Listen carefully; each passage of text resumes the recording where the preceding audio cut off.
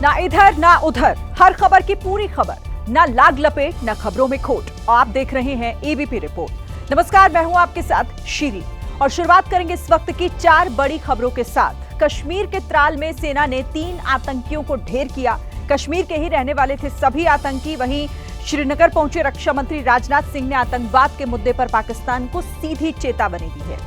दूसरी खबर, ऑपरेशन सिंदूर के जवाब में तुर्की ने की थी पाकिस्तान की मदद। भारत की स्ट्राइक में तुर्की के 2 सैनिकों के मारे जाने के बाद ये खुलासा हुआ। हजारों भारतीयों ने तुर्की में होटल और रिजॉर्ट की बुकिंग कैंसिल की है। तीसरी खबर, कर्नल सोफिया पर गलत बयानी से जुड़ी हुई।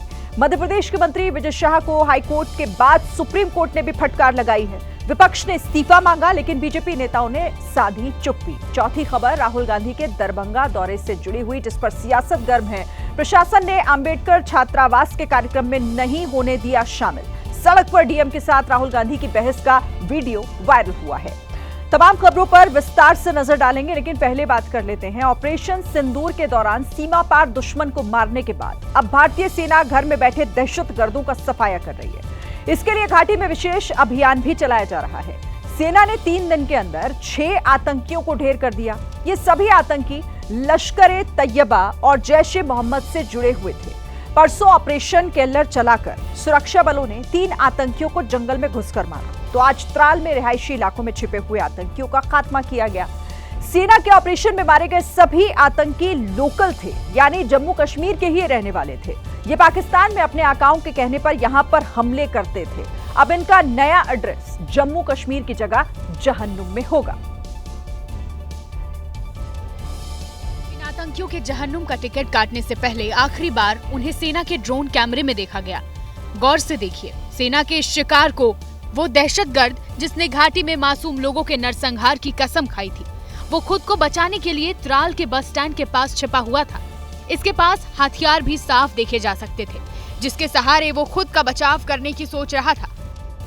ये रोड वाली पार्टी थोड़ा ध्यान देना, वो ऑब्जर्व कर रहा है, इधर-उधर मूवमेंट करके ऑब्जर्व कर रहा है सभी को। इससे पहले कि आतंकी वहां से भागता, सुरक्षा बलों ने इसका काम तमाम कर दिया। त्राल में हुए एनकाउंटर में सेना ने 3 आतंकियों को घेर कर मारा। इनमें आसिफ अहमद शेख, आमिर नजीर वानी, यावर अहमद भट्ट का नाम शामिल है। तीनों ही जैश-ए-मोहम्मद के लोकल आतंकी थे। पिछले 48 घंटों में ये तीसरी मुठभेड़ है जो दक्षिण कश्मीर में हुई है। इससे पहले केलर शोपियां में लश्कर से जुड़े हुए 3 मिलिटेंटों को सुरक्षा बलों ने मार गिराया था, और अब जो 3 हैं मिलिटेंट यहां त्राल में मारे गए। सेना हर दिन घाटी में सर्च ऑपरेशन चलाकर लोकल आतंकियों का सफाया कर रही है। मुठभेड़ में मारे जाने से पहले आतंकी पूरे रुआब में थे। मारे गए आतंकियों में से एक आमिर नजीर वानी ने मरने से पहले अपने परिवार से वीडियो कॉल पर बात भी की थी, जिसमें उसकी मां ने साफ कहा था कि बेटा सरेंडर कर दो, लेकिन आतंकी ने अपनी मां की बात नहीं मानी।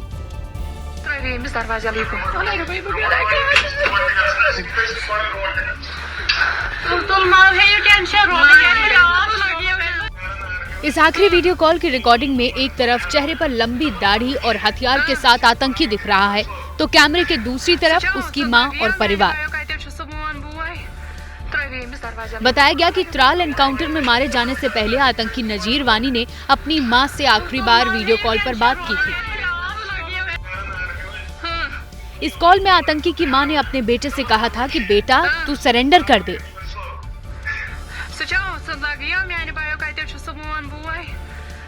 लेकिन आतंकी वानी ने मां की बात नहीं मानी और उसने मां से कहा आने दो सेना को, मैं देखता हूं। आतंकी का चेहरा देखकर साफ लग रहा है कि अब उसे मौत का डर नहीं, उसका ब्रेन वॉश हो चुका है।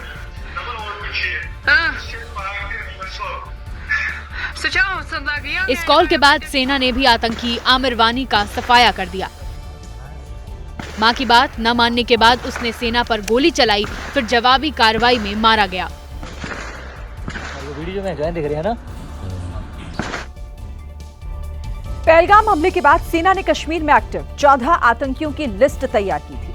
आज जो 3 मारे गए हैं, ये उसी लिस्ट में थे। जिस आतंकी को अभी आपने देखा, वो भी उसी लिस्ट में शामिल था। और एक बात, आज मारे गए आतंकी जंगलों में नहीं थे, बल्कि शहर के बीचों बीच पहुंचे हुए थे। सेना ने इन्हें ढूंढकर इनका खात्मा किया है। एनकाउंटर के दौरान वादियों में गोली की आवाज गूंज रही थी। एक बार फिर से कार में गोलीबारी शुरू हो गई। सेना के ऑपरेशन के दौरान घाटी में रह रहकर गोलियों की आवाज सुनने को मिली। इस बार अलग बात ये थी कि ये एनकाउंटर कश्मीर के जंगलों में नहीं बल्कि रिहायशी इलाकों में पक्की सड़कों के बीच हो रहा था। लग ही रहा है कि ये जो मिलिटेंट थे ये पहाड़ों से नीचे आकर किसी बस्ती में रुके थे, जहां पे सुरक्षा बलों को जानकारी मिली। नई रणनीति के तहत आतंकी अब जंगलों में ही रहते हैं। केवल ऐसी सूरत में वो बस्तियों में आते हैं, चाहे उनको खाने पीने का सामान लेना हो या फिर किसी हमले को अंजाम देना हो। इनकी किस्मत खराब थी कि रिहायशी इलाकों में आते ही सेना का इनसे सामना हो गया। अब जैश ए मोहम्मद की ये कठपुतलियां जहन्नुम में अपने आकाओं से मिलने निकल चुकी हैं। देखिए, एक तरफ भारतीय सेना आतंकियों को मारने में जुटी है तो दूसरी तरफ पाकिस्तान के यार आतंकियों को पालने पोसने में उनकी मदद कर रहे हैं। ऐसा ही एक मुल्क है तुर्की। ऑपरेशन सिंदूर के 7 दिन बाद एक बड़ा खुलासा हुआ है, जिससे यह साफ हो गया कि तुर्की ने न सिर्फ पाकिस्तान को हथियार दिए थे बल्कि उनको चलाने के लिए अपने सैनिक भी भेजे थे। पाकिस्तान ने हिंदुस्तान में नापाक साजिश के तहत ड्रोन भेजे, जिसे हिंदुस्तान के अभेद्य एयर डिफेंस सिस्टम ने हवा में ही मार गिराया। इस बात के पक्के सबूत मिल चुके हैं कि इनमें तुर्की से पाकिस्तान को मिले यीहा ड्रोन भी शामिल थे। अब खबर आई है कि ऑपरेशन सिंदूर में तुर्की के भी 2 सैनिक मारे गए। सूत्रों के मुताबिक जब भारत ऑपरेशन सिंदूर चला रहा था तब पाकिस्तान की फौज और वहां के आतंकियों के साथ तुर्की के सैनिक भी मौजूद थे। यानी तुर्की पाकिस्तान में आतंकियों की मदद के लिए अपने सैनिक भेज रहा है। तुर्की ने भारत के खिलाफ पाकिस्तान को 350 से ज्यादा ड्रोन दिए थे, जिनके लिए ड्रोन ऑपरेटर भी पाकिस्तान की मदद के लिए भेजे गए थे। आतंक के खिलाफ निर्णायक लड़ाई में पाकिस्तान का साथ देकर तुर्की ने बड़ी दगाबाजी की है।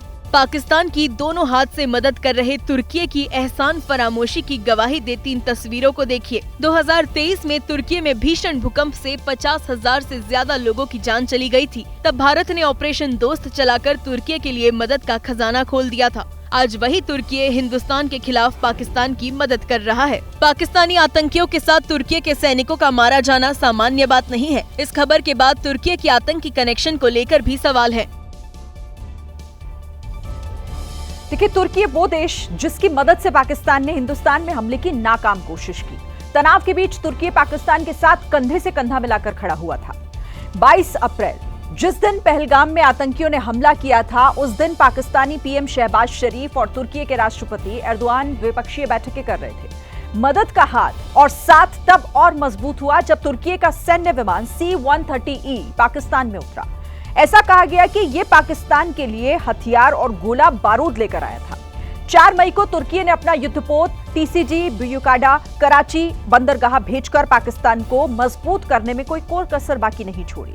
ऑपरेशन सिंदूर से बौखलाए पाकिस्तान ने भारत में ड्रोन्स का जखीरा भेजा। शुरुआती जांच से यह साफ हो गया है कि वो तुर्की के बने हुए ड्रोन थे। पाकिस्तान के F-16 लड़ाकू विमानों को अपग्रेड करने में भी तुर्की की भूमिका अहम रही। तो पाकिस्तान का तीसरा सबसे बड़ा हथियार आपूर्तिकर्ता देश भी तुर्की ही है। चलिए देखिए, भारत में तुर्की के खिलाफ लगातार विरोध प्रदर्शन हो रहा है। शहर शहर तुर्की के खिलाफ आक्रोश देखने को मिल रहा है। दिल्ली, मुंबई, पुणे, लखनऊ, शिमला, उदयपुर, ग्वालियर, गाजियाबाद, बस शहरों के नाम आप गिनते जाइए, आपको हर जगह से विरोध की ही आवाजें सुनाई देंगी। हर शहर में लोग तुर्की से आने वाले सामानों का विरोध कर रहे हैं। विरोध की ज्वाला लगातार बढ़ भी रही है और व्यापारी, खरीदार सभी तुर्की के सामानों का बहिष्कार करते नजर आ रहे हैं। 140 करोड़ हिंदुस्तानी एक साथ तुर्की के खिलाफ आवाज बुलंद कर रहे हैं, जिसकी गूंज तुर्की तक सुनाई दे रही है। मुंबई में शिवसेना ने तुर्की से आने वाले हर सामान का विरोध करने की मांग की है, तो शिमला में तुर्की से आने वाले सेबों के आयात पर प्रतिबंध की आवाज उठी है। टर्की से जो है भारत में सेब जो है सबसे ज्यादा आयात होता है। ऐसे दुश्मन देश का जो दुश्मन का साथ दे रहा है वो भी दुश्मन ही हमारा हुआ। उस दुश्मन देश के आयात निर्यात पर पूर्णतः हमेशा के लिए प्रतिबंध लगा दिया जाए। इधर भारत से तुर्की के सामान के बॉयकॉट की मांग तेज हो रही है। उधर भारतीय फल व्यापारियों को पाकिस्तान से धमकी भरे फोन और मैसेज आने शुरू हो गए हैं। पुणे के व्यापारियों के पास पाकिस्तानी नंबरों से धमकी आई है। सब रिकॉर्डिंग आई थी, हमने कॉल एक्सेप्ट नहीं किया था। 7-8 मिस कॉल आए उनके, फिर उन्होंने व्हाट्सएप पे रिकॉर्डिंग भेजी सब कुछ। उसमें भारत को धमकी दी गई, गालियाँ दी गई, बहुत बुरी बुरी गालियाँ दी थी। फिर टर्की और पाकिस्तान का आप कुछ नहीं कर सकते, आप एकजुट नहीं हो, ये सब स्पेशली उन्होंने स्पेसिफिक ये किया था। हम डरते नहीं है उनकी धमकियों से, हमारा टर्की बायकॉट एक हर रहेगा ही। कुछ भी कर ले पाकिस्तान, आतंक को पालने वालों और उनकी मदद करने वालों को हिंदुस्तान अब छोड़ेगा नहीं। देश के शहर शहर में तुर्की का विरोध हो रहा है। पाकिस्तान की मदद करने की वजह से तुर्की भारत की आम जनता और व्यापारियों के निशाने पर आ गया है। पाकिस्तान से याराना पर उसका खजाना खाली होना भी तय है। भारत और तुर्की के बीच सालाना 68,000 करोड़ रुपए का जो कारोबार है वो होता है। तुर्की से भारत में फल, खासकर सेब, ड्राई फ्रूट्स, मार्बल, कालीन, जैतून का तेल, फर्नीचर, मसाले और कपड़े आते हैं, जिसका देश में पुरजोर तरीके से अब विरोध शुरू हो गया है। मतलब एक तरह से भारत ने बम गोले वाली स्ट्राइक नहीं, तुर्की पर बिजनेस वाली स्ट्राइक कर दी है और इसका खामियाजा तुर्की को बड़े नुकसान के तौर पर होना तय है। मुरादाबाद में वैभव सिंघल का परिवार, ये तुर्की परिवार के साथ घूमने जाने वाला था, लेकिन तुर्की ने हिंदुस्तान के दुश्मन पाकिस्तान का साथ दिया और सिंघल परिवार ने प्लान पर कैंसिल बटन दबा दिया। हमारी तरफ से अगर ऐसा हम करते हैं, जाते हैं टर्की, तो हम देशद्रोही होंगे ऐसे। अब मैंने बिल्कुल कैंसिल कर दिया हमारा प्रोग्राम। अब मेरा प्लान है कि मैं इंडिया में ही घूमूंगा और अपने इंडिया के लोगों को सशक्त करेंगे, जो अपनी करेंसी खर्च करनी है इंडिया में खर्च करेंगे। लॉस तो बिल्कुल होता है, क्यों नहीं होगा लॉस तो, लेकिन लॉस तो वो देश से बढ़कर नहीं है। बड़ी बड़ी टूर एंड ट्रैवल कंपनियां तुर्की के टूर पैकेज प्लान बंद कर रही हैं। तुर्की की जगह देश और विदेश के अन्य विकल्प दिए जा रहे हैं। मैं चाहूंगा हमारे सारे देशवासियों को उन्हीं कंट्रीज में जाएं, जैसे थाईलैंड हो गया, जैसे आर्मेनिया हो गया, जैसे ग्रीस हो गया, जो कि एक न्यूट्रल स्टैंस लेके बैठे हुए हैं। पाकिस्तान के साथ पाप के भागीदार तुर्की को भारी कीमत चुकानी पड़ रही है। एक रिसर्च के मुताबिक हर साल करीब 3 लाख भारतीय पर्यटक तुर्की जाते हैं। भारतीय पर्यटकों के बहिष्कार से तुर्की को $291 मिलियन के नुकसान होने का अनुमान है। बॉयकॉट से बौखलाए तुर्की के राष्ट्रपति एर्दोआन अभी भी पाकिस्तान से रिश्ता जोड़ने में जुटे हैं। एर्दोआन ने कहा, भारत के हमलों का जवाब देने में पाकिस्तान ने धैर्य दिखाया। शहबाज शरीफ पाकिस्तानी भाइयों और बहनों को बधाई। भले ही तुर्की ऐसे बयान देकर खुद को पाकिस्तान का खास दिखाए, लेकिन इसके चक्कर में उसके खजाने को चोट लगनी तय है। आज रक्षा मंत्री राजनाथ सिंह श्रीनगर के बादामी बाग कैंट पहुंचे थे और यहां से उन्होंने पाकिस्तान को सीधा मैसेज दिया है कि अगर उसने दोबारा कोई गुस्ताखी की तो भारतीय सेना पूरी तरह से तैयार खड़ी हुई है। राजनाथ सिंह ने सेना के अधिकारियों और बहादुर जवानों के साथ तस्वीर खिंचवाई। इस दौरान तस्वीर के बैकग्राउंड में वो दमदार हथियार दिखाई दिए जिन्होंने पाकिस्तान को धूल चटाई है। इस फोटो में आपको बराकेट मिसाइल दिखाई दे रही होगी। ये वही मिसाइल है जिसने पाकिस्तान की उस मिसाइल को हवा में मार गिराया था जो हरियाणा के सिरसा में गिरी थी। इस मिसाइल को भारत ने इजरायल के साथ मिलकर तैयार किया है। इसके अलावा इस तस्वीर के बैकग्राउंड में MiG-29 फाइटर जेट भी दिख रहे हैं।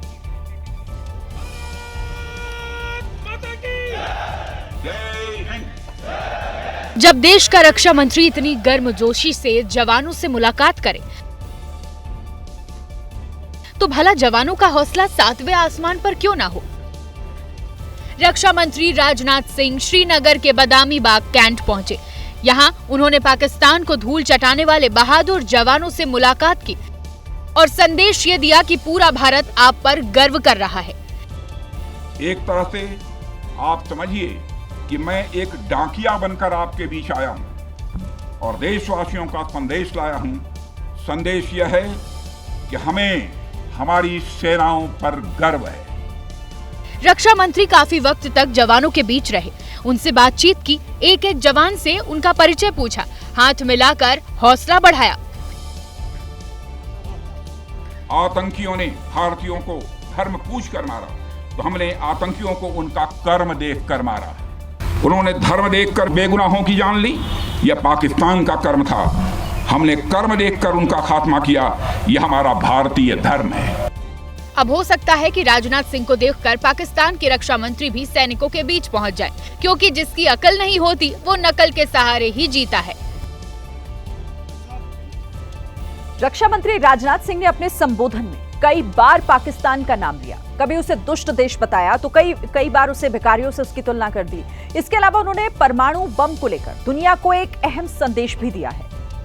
ये जो हमने न्यूक्लियर एसिड बना रखे हैं, ये शबरात पर पटाखे फोड़ने के लिए बना रखे हैं। इसी तरह पाकिस्तान ने कई बार परमाणु हमले की गीदड़ भभकी की, लेकिन भारत ने इस ब्लैकमेल की परवाह नहीं की और पाकिस्तान को उसके घर में घुसकर मारा।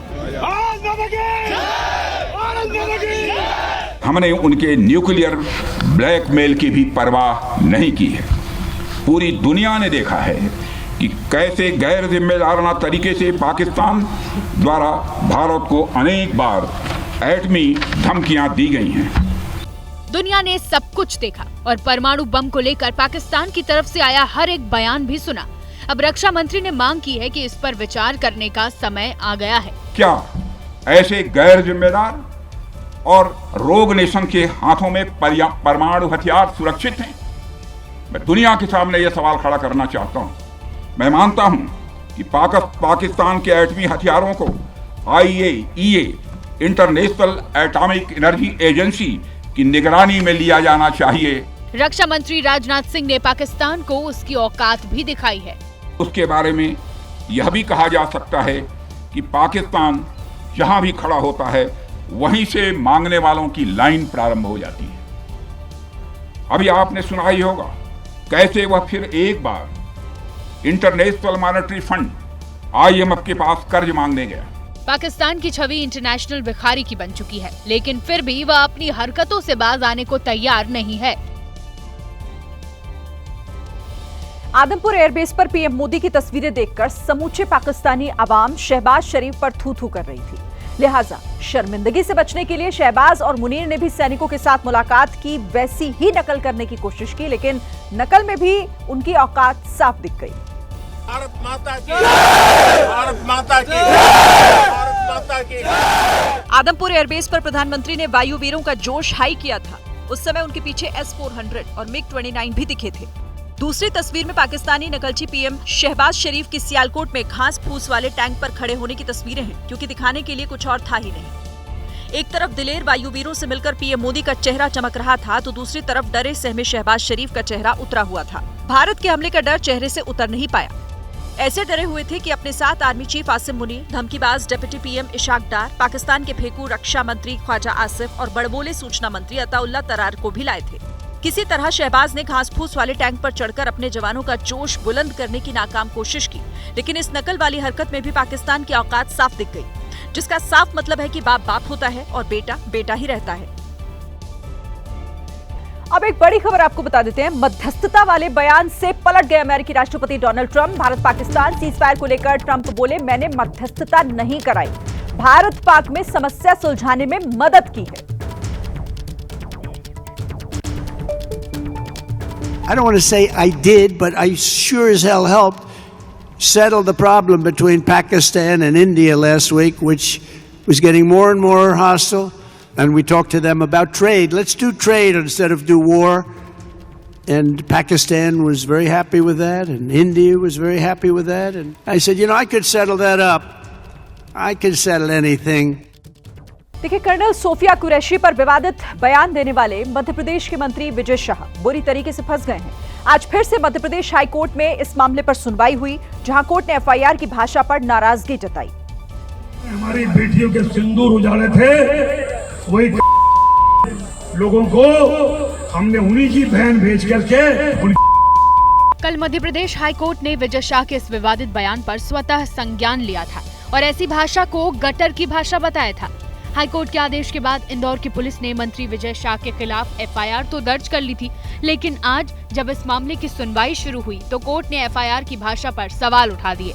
हाईकोर्ट ने कहा कि FIR ऐसे कंटेंट के साथ लिखी है जिसमें अभियुक्त की करतूतों का जिक्र ही नहीं है।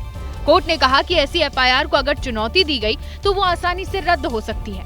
हाईकोर्ट ने ये भी कहा कि अब FIR में पुलिस की विवेचना की मॉनिटरिंग वो खुद करेगा।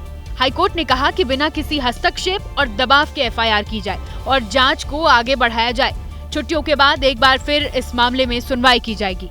उधर सुबह ही मंत्री विजय शाह अपने ऊपर दर्ज हुई FIR को रद्द करवाने के लिए सुप्रीम कोर्ट पहुंच गए थे और दलील देते हुए कहा था कि ये ऐसा मामला नहीं है जिसमें इस तरह की कठोर कार्रवाई की जरूरत हो, लेकिन यहाँ भी विजय शाह को फटकार खानी पड़ी। चीफ जस्टिस ने कहा कि एक संवैधानिक पद पर बैठा व्यक्ति ऐसे बयान कैसे दे सकता है। चीफ जस्टिस ने कहा कि मंत्री के बयानों का कुछ स्तर तो जरूर होना चाहिए। हालांकि सुप्रीम कोर्ट ने विजय शाह की याचिका पर शुक्रवार को सुनवाई के लिए कहा है। मध्य प्रदेश के मंत्री विजय शाह अपने बयान पर कई बार माफी मांग चुके हैं, लेकिन उनके बयान को विपक्षी दलों ने एक बड़ा राजनीतिक हथियार बना लिया है। मंत्री का बयान बीजेपी हाईकमान के गले की हड्डी बनता हुआ दिखाई दे रहा है।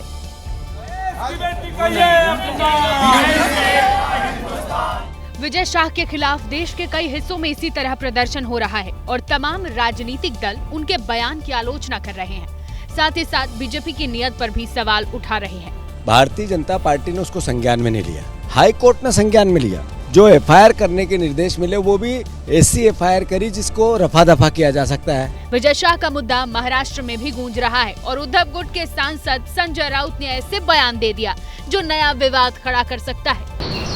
ये जो विजय शाह है ना, तो शाह ऐसी बात करेगा, कोई भी शाह देशभक्त नहीं है। विजय शाह के बयान पर एनडीए के सहयोगी भी आग बबूला है। बहुत ही शर्मनाक बयान है उनका, हम लोगों को भी शर्म लगता है कि ऐसे लोग राजनीति में हैं। इंदौर में विजय शाह के खिलाफ कार्रवाई भी देखी गई। वन अधिकार समिति के कार्यक्रम के पोस्टर में विजय शाह की तस्वीर लगी थी जिसे हटा दिया गया और उनकी जगह पीएम मोदी की तस्वीर लगा दी गई। कर्नल सोफिया कुरैशी पर दिए गए विवादित बयान को लेकर मध्य प्रदेश के मंत्री विजय शाह की मुसीबत खत्म होती नहीं दिख रही है। अब समाजवादी पार्टी के नेता रामगोपाल यादव ने नया विवाद खड़ा कर दिया है।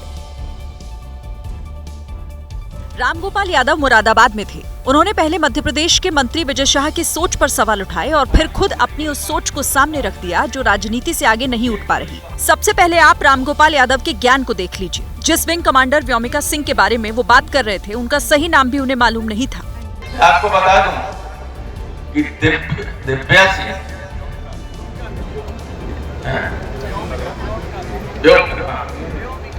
व्योमिका सिंह सॉरी।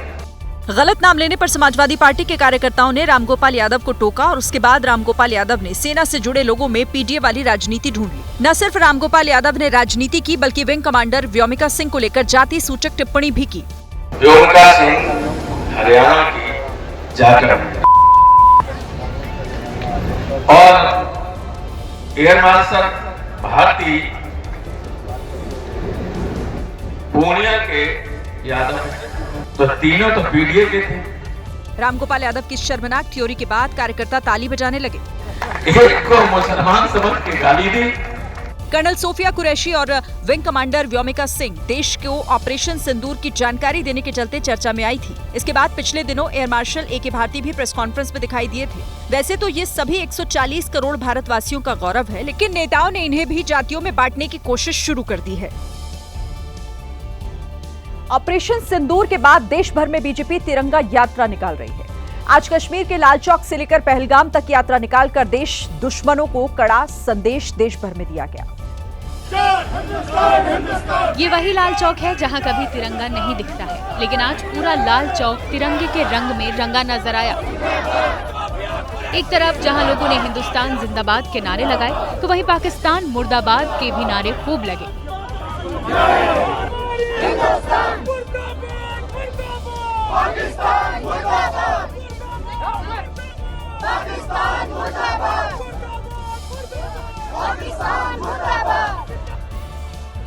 जयपुर में सीएम भजनलाल शर्मा तिरंगा यात्रा का नेतृत्व करते नजर आए, तो उप मुख्यमंत्री दिया कुमारी तिरंगा यात्रा में शामिल हुई।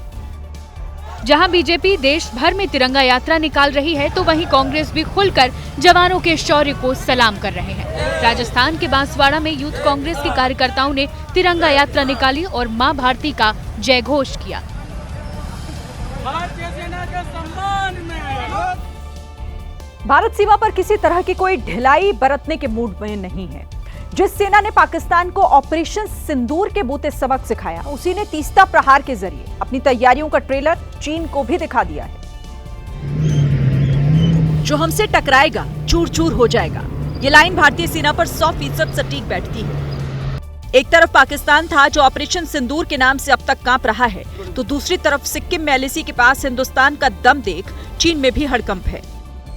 भारतीय सेना ने तीस्ता फील्ड फायरिंग रेंज में तीस्ता प्रहार नाम की इंटीग्रेटेड फील्ड एक्सरसाइज की। ये एक्सरसाइज 8 से 10 मई के दौरान चली। ये वो समय था जब भारत जम्मू कश्मीर से लेकर पंजाब, राजस्थान और गुजरात में सीमा पार से आ रही ड्रोन मिसाइल को नेस्तनाबूद कर रहा था।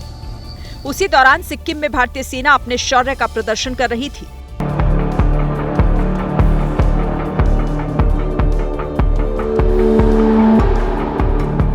इस अभ्यास में सेना ने अपना कोऑर्डिनेशन देखा, जंग की स्थिति में किस तरह एक्शन होना है ये सब परखा। इस एक्सरसाइज में आप देख सकते हैं कि किस तरह तकनीक का इस्तेमाल हुआ।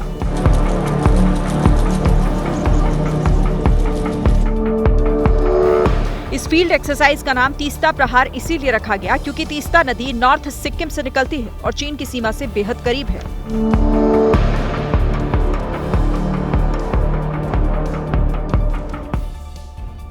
छत्तीसगढ़ तेलंगाना बॉर्डर पर 21 दिनों तक चले ऑपरेशन ब्लैक फॉरेस्ट में 31 नक्सली मारे गए हैं। यह ऑपरेशन कोरागुटालू नाम की उस पहाड़ी पर किया गया जिसे नक्सली अपने लिए सेफ हेवन मानते थे।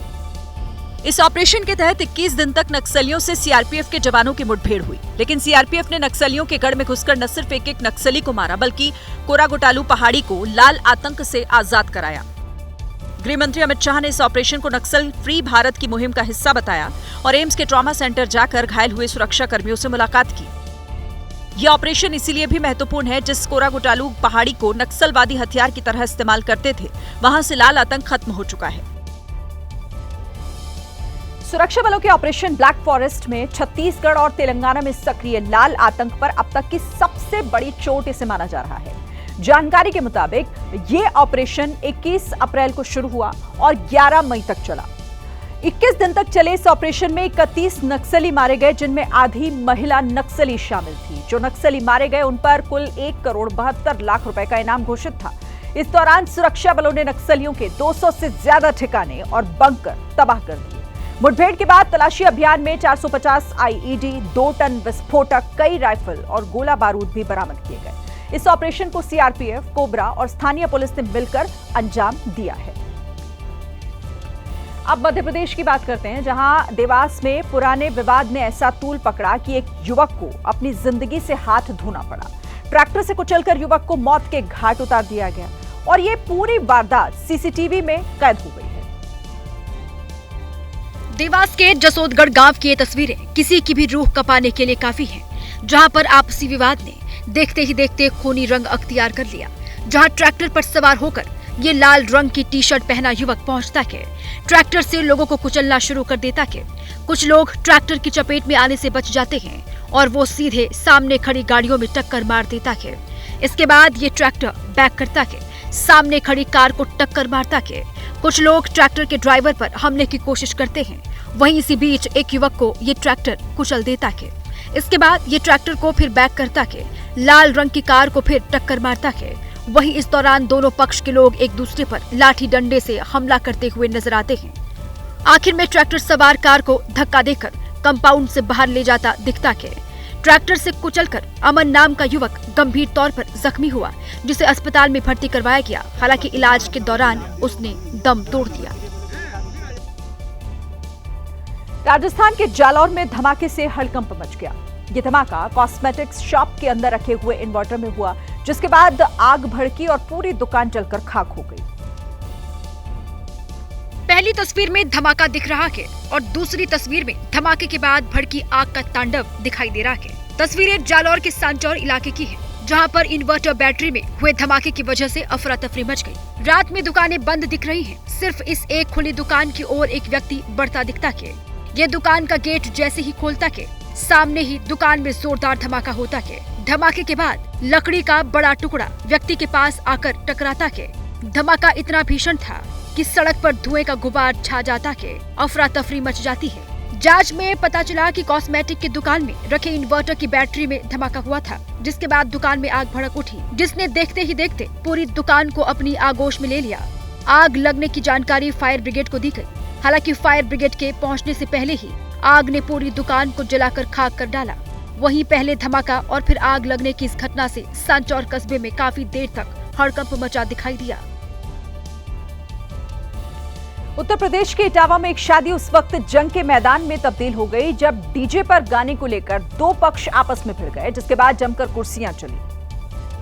पहली नजर में देखने से ऐसा लगता है जैसे मानो कुर्सी फेंकने की प्रतियोगिता चल रही हो। लोग एक दूसरे पर प्लास्टिक की कुर्सी फेंक रहे हैं। महिलाएं आदमियों को रोकने की कोशिश कर रही है, लेकिन सिर पर ऐसा डीजे सवार है, कोई किसी की नहीं सुन रहा। क्योंकि एक पक्ष ने डीजे पर गाने की फरमाइश की थी, लेकिन दूसरा पक्ष दूसरे गाने की फरमाइश करने लगा, जिस पर विवाद शुरू हो गया और फिर ऐसी कुर्सी फेंकाई हुई कि पूरी शादी जंग में तब्दील हो गई। लड़ाई का वीडियो बनाकर किसी ने सोशल मीडिया पर डाल दिया। वायरल वीडियो 3 दिन पुराना है। वहीं इस लड़ाई में जो भी नुकसान हुआ उसकी भरपाई कर दी गई थी, जिसकी वजह से बात पुलिस तक नहीं पहुंची। मामला आपस में रफा दफा कर लिया। दिल्ली के श्री गुरु Govind Singh college of commerce में आग लगने से दहशत फैल गई। दमकल की 11 गाड़ियां आग में बुझाने के लिए वहां पर पहुंची। सबसे पहले आग कॉलेज की लाइब्रेरी में लगी, जहां रखी किताबों से आग और ज्यादा भड़क गई। फिर देखते ही देखते पहली, दूसरी और तीसरी मंजिल तक आग फैल गई। तस्वीरों में कॉलेज की खिड़कियों से आग की लपटें निकलती दिख रही है। जब कॉलेज प्रशासन ने आग की सूचना फायर ब्रिगेड को दी तो दमकल की 11 गाड़ियां आग बुझाने पहुंच गई। कड़ी मशक्कत के बाद सुबह 9:40 पर आग बुझी, लेकिन तब तक बड़ा नुकसान हो गया। हालांकि गनीमत रही कि आग में कोई जानहानि नहीं हुई, क्योंकि जब आग लगी तब लाइब्रेरी में कोई नहीं था, जिससे बड़ा हादसा होने से टल गया। उत्तर प्रदेश के हरदोई में आज सुबह एक भयंकर सड़क हादसा हो गया, जिसमें 6 लोगों की मौके पर ही मौत हो गई। वहीं कई लोग घायल बताए जा रहे हैं, जिनका नजदीकी अस्पताल में इलाज चल रहा है। हादसा संडीला बांगरमऊ मार्ग पर हुआ, जहां एक सामने से आ रहे ट्रक ने सवारी से भरे हुए ऑटो को सामने से टक्कर मार दी। हादसा इतना भयानक था कि ऑटो के परखच्चे उड़ गए और शव सड़क पर बिखर गए। ऑटो चालक समेत 6 लोगों की तुरंत मौत हो गई। बच्चों समेत 3 लोग घायल हुए हैं। पुलिस ने घायलों को संडीला सीएचसी में एडमिट कराया है। हैरानी की बात यह है कि इस छोटे से ऑटो में 10 लोग बैठे हुए थे। इधर हादसे के बाद से ही ट्रक ड्राइवर फरार हो गया, जिसकी पुलिस तलाश कर रही है। अगर आप भी ट्रेन का टिकट ना मिलने पर बस में सफर कर लेते हैं तो जरा सावधान हो जाइए, क्योंकि बेलगाम ट्रैवल कंपनियां आप जैसे यात्रियों को बेबस कर रही हैं। आप उन प्राइवेट बसों पर चढ़ते तो इसलिए हैं कि ट्रेन जितने किराए में आपको सोने की जगह मिल जाएगी, आप आसानी से अपनी मंजिल तक पहुंच जाएंगे। लेकिन कुछ प्राइवेट बसों के संचालकों पर लालच इस कदर सवार होता है कि वो आपकी सेफ्टी के बारे में रत्ती भर भी नहीं सोचते हैं। आज सुबह बिहार से दिल्ली आ रही डबल डेकर बस में लखनऊ पहुंचते ही आग लग गई। बस में सवार 5 लोगों की मौत हो गई और इसकी वजह थी लापरवाही। लखनऊ की सड़क पर जल रही इसी बस में बैठे 5 यात्रियों की मौत हुई। बिहार से दिल्ली जा रही बस सुबह सूरज निकलने से पहले लखनऊ के किसान पथ में धधकने लगी। कोई कह रहा था कि आग लगते वक्त बस के अंदर 70 लोग थे तो कोई 80 और कुछ लोगों ने तो 150 लोगों के सवार होने का दावा किया। आग बुझने के बाद हम भी वहां पहुंचे। हमारी टीम ने देखा कि आग से बस के अंदर का एक पुर्जा खाक हो चुका था। जो कपड़े हैं, जो बैग हैं, वो पूरी तरह से जलकर खाक हो चुके हैं। और आप देखिए कि किस तरीके से लोगों की साड़ियां यहाँ पर देखिए जली हुई हैं, बैग जले हुए हैं। जैसा संवाददाता ने बताया, कैमरे में भी हमें वैसा ही दिखा। कहीं किसी की साड़ी अधजली रखी थी। सुबह 5 बजे नींद में डूबे यात्री जब आग में झुलसने शुरू हुए तो भगवान भी इन 5 यात्रियों को बचा नहीं पाए। उस जलती हुई बस से अपनी जान बचाकर निकलने वाले यात्रियों ने जो कहानी सुनाई, उसे सुनकर तो यही लगा कि वो बस भगवान भरोसे ही चल रही थी। यात्रियों ने बताया कि आग के आगे बस का गेट नहीं खुल रहा था। ड्राइवर कंडक्टर बस छोड़कर भाग गए थे। लोगों ने अपने बच्चों को बस के बाहर फेंक कर उनकी जान किसी तरह से बचाई। बस में जिंदगी की जंग जीतने वाले इस दंपति के बाल जल गए। गनीमत रही कि ये और इनके 2 बच्चे बच गए। ऐसा इसलिए हुआ क्योंकि इन्होंने अपने बच्चों को खिड़की से ही फेंक दिया था। जान बचाने मेरे पास एक ही ऑप्शन था, गेट पर पहुंच गए और दोनों बच्चे को हम जो है कि बाहर फेंके। लोगों का आरोप है कि आग के बाद बस का गेट लॉक हो गया था। उसके खुलने में भी देरी हुई। उल्टा एक सीट भी गेट के पास लगा दी गई थी। जो सवारी है उनका कहना है कि यहाँ से एक सीट रख दी गई थी और उस सीट की वजह से ये जो गेट है वो खुल नहीं पा रहा था। आग शॉर्ट सर्किट की वजह से लगी। आरोप है कि गियर बॉक्स के पास आग लगने के बाद भी ड्राइवर बस चलाता रहा। गाड़ी बढ़ाते आगे चढ़ाई और गाड़ी रोकने के बाद लोगों को मरता हुआ छोड़कर ड्राइवर और कंडक्टर फरार हो गए। गाड़ी छोड़कर भागने से पहले ड्राइवर और कंडक्टर ने ज्यादा पैसे कमाने के लालच में लोगों को ठूस कर भरा हुआ था। आरोप है कि बस में क्षमता से कहीं ज्यादा यात्रियों को बैठा लिया गया था। यही वजह रही कि जब आग के बाद लोग भागने लगे तो उसी आपाधापी में फंसकर 2 महिलाएं और 2 बच्चों के साथ एक अनजान शख्स की मौत हो गई। 5 लोगों के घर पर हो रहे मातम की जिम्मेदार ये ट्रैवल कंपनी है, जिसके कर्मचारियों ने ठूस कर बस में लोगों को भरा था। सर ये तो कहेंगे कि हमकी ओवरलोडिंग से आग लगी है, क्योंकि उसमें 150 प्लस पब्लिक थे। यात्रियों का कहना है कि रास्ते में चलते चलते कंडक्टर नियमों को ताक पर रखकर बस को ओवरलोड करता रहा। रास्ते में इतना ज्यादा भर दिया बस को, ओवरलोड कर दिया। जहाँ पे 50-40 आदमी जाना चाहिए वहाँ पे 150 प्लस आदमी थे बस में। यहाँ तक कि यात्रियों को दी गई टिकट में भी बस वालों ने धांधली की थी। किसी को ट्रेवल पॉइंट की ये टिकट दी गई है तो किसी को ये टिकट दी गई है और किसी को देखिए ये कार्ड दे दिया गया। देश की सड़कों पर चल रही प्राइवेट बसों में ओवरलोडिंग और धांधली को बस संचालकों ने न्यू नॉर्मल बना रखा है। उत्तर प्रदेश के मुजफ्फरनगर में एक शख्स अपने ही गाल पर अपने ही हाथों से खुद को थप्पड़ मारता हुआ दिखाई दिया। जानकारी के मुताबिक छुट्टी मांगने पर इस आदमी के मालिक उसे ये तालिबानी सजा दे रहे थे। पेशे से ड्राइवर ये शख्स अपने मालिक से छुट्टी मांगने पहुंचा था, लेकिन बदमिजाज और बदतमीज मालिक विशु तायल ने छुट्टी देने की बजाय उसे खुद को चांटे मारने की सजा दे डाली। बेबस ड्राइवर ने खुद को 3 थप्पड़ लगाए थे। तभी विशु तायल ने गाली देते हुए जोर से थप्पड़ लगाने को कहा और अपने बाउंसर से थप्पड़ मारकर बताने को कहा। ये चाटे हैं क्या? नहीं ये चाटे हैं क्या? गोपाल एक मार के दिखा, मार के दिखा। मालिक के हुक्म पर गोपाल नाम के बाउंसर ने ड्राइवर को जोर का चांटा मारा।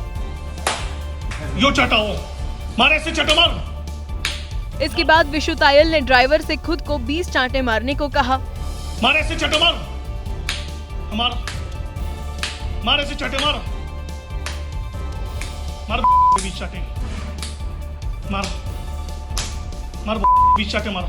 20 थप्पड़ लगाने के बाद ड्राइवर ने जैसे ही अपने हाथ रोके, विशु तायल ने उसे और चांटे लगाने को कहा।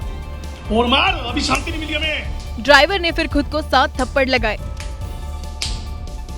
लगभग 30 थप्पड़ लगवाने के बाद भी विशु तायल का जी नहीं भरा और वो ड्राइवर को काफी देर तक गालियां देता रहा। उत्तराखंड के पंतनगर में एक कार सवार ने सोसाइटी में खेल रही एक बच्चे को कुचल दिया। हादसे में बुरी तरह घायल बच्चे को इलाज के लिए अस्पताल में एडमिट करवाया गया। इस हादसे का सीसीटीवी वीडियो भी सामने आया है। हादसे के सीसीटीवी वीडियो में दिखा कि ओमेक्स सोसाइटी में कुछ बच्चे खेल रहे थे। तभी काले रंग की कार एक तरफ से निकली। बच्चे कार के पास से ही गुजर रहे थे। कार सवार ने बाईं ओर कार घुमाई। उसने बगल में चल रहे बच्चों को नहीं देखा। कार की टक्कर से एक बच्ची नीचे गिर पड़ी और पिछला पहिया उसके पैरों को कुचलते हुए आगे बढ़ गया। इस मामले में पुलिस ने केस दर्ज कर लिया है।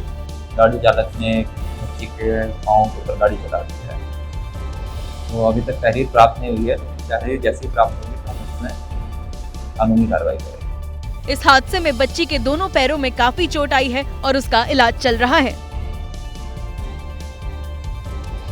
कर्नाटक के मांड्या में एक शख्स को चाकू से हमला कर मौत के घाट उतार दिया गया और भीड़ तमाशबीन बनकर सब कुछ देखती रही। ये पूरी घटना सीसीटीवी कैमरे में रिकॉर्ड हो गई।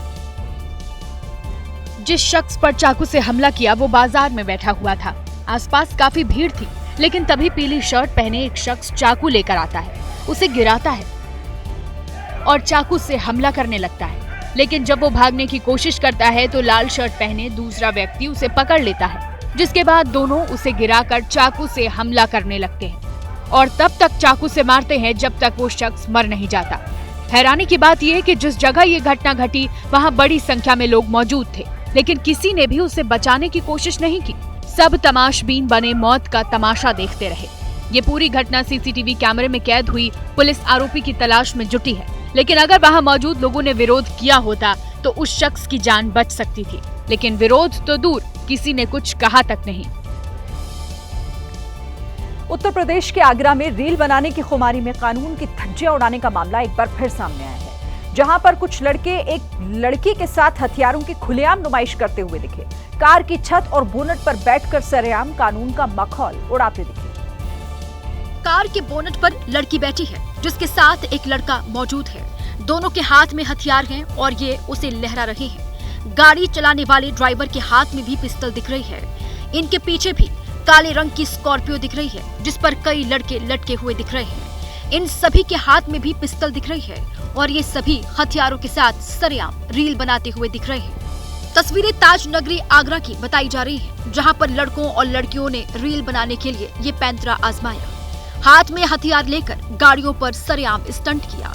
कोई बोनट पर हथियार लेकर बैठा तो कुछ युवक गाड़ियों पर लटककर हथियार लहराते दिखाई दिए। इस दौरान लड़की भी लड़कों के साथ हथियार लहराती दिखाई दी। किसी गाने पर ये सब झूमते और सरेआम हथियारों की नुमाइश करते दिखे। कयास लगाए जा रहे हैं कि ये वीडियो सिकंदरा और फतेहाबाद रोड पर शूट किया गया है, जहां कांग्रेस सांसद राहुल गांधी के दरभंगा दौरे पर आज खूब बवाल मचा। दरअसल राहुल अंबेडकर छात्रावास में शिक्षा न्याय संवाद कार्यक्रम के जरिए छात्रों को संबोधित करना चाहते थे, लेकिन प्रशासन ने उन्हें उनके काफिले को बीच में ही रोक दिया। आप करो, आप काम करो, रोको, इसके बावजूद राहुल गांधी कार्यकर्ताओं के साथ जबरदस्ती कार्यक्रम स्थल पर पैदल ही पहुंच गए। इस दौरान राहुल ने एक्स पर एक वीडियो पोस्ट करते सरकार से सवाल पूछा कि क्या हिंदुस्तान में लोकतंत्र नहीं है। मैं SC ST अति पिछड़ा हॉस्टल्स में जाने की कोशिश कर रहा था, आपसे बात करने की कोशिश कर रहा था, और यहाँ पे सरकार ने रोक रखा है। ये देखिए सामने क्या तमाशा हो रहा है। हिंदुस्तान में लोकतंत्र नहीं है, सरकार मुझे अंदर नहीं जाने दे रही है। छात्रों के बीच अपने संबोधन के दौरान भी राहुल SC ST कार्ड खेलने से नहीं चूके। रोकने की कोशिश की, बैरिकेड लगाया और मैं पीछे के रास्ते से आके यहाँ आ गया। देखिए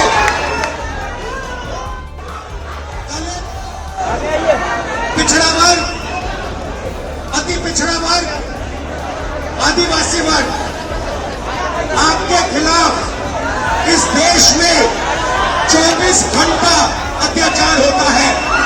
इधर दरभंगा डीएम ने राहुल गांधी पर सख्त एक्शन लेने की बात कही है। प्रशासन अब राहुल गांधी पर BNS की धारा 163 के तहत कार्रवाई करने की तैयारी कर रहा है। वहीं इस बीच राहुल गांधी का एक वीडियो सामने आया है जिसमें वो दरभंगा के डीएम से बहस करते हुए दिखाई दे रहे हैं, जिसमें राहुल गांधी कहते हुए सुनाई पड़ रहे हैं कि ये लोकतांत्रिक देश है, आप हमें पहले कहीं और ले जा रहे हैं, फिर रोक रहे हैं, ऐसा नहीं चलेगा। ये लोकतंत्र देश है, ये मतलब ये कोई डिक्टेटरशिप नहीं है। आपको अपना काम करना है, मुझे अपना करना है। आप करो अपना काम, मैं नहीं रोक, आप करो, आप काम करो, रोको, स्टॉप। ये लोकतंत्र देश है, ये मतलब ये कोई डिक्टेटरशिप नहीं है। आपको अपना काम करना है, मुझे अपना करना है। आप करो अपना काम, मैं नहीं रोक, आप करो, आप काम करो, रोको, स्टॉप। ये लोकतंत्र देश है, ये मतलब ये कोई डिक्टेटरशिप नहीं है। आपको अपना काम करना है, मुझे अपना करना है। और इसी के साथ एबीपी रिपोर्ट में वक्त एक छोटे से ब्रेक का, खबरें आगे भी जारी रहेंगी।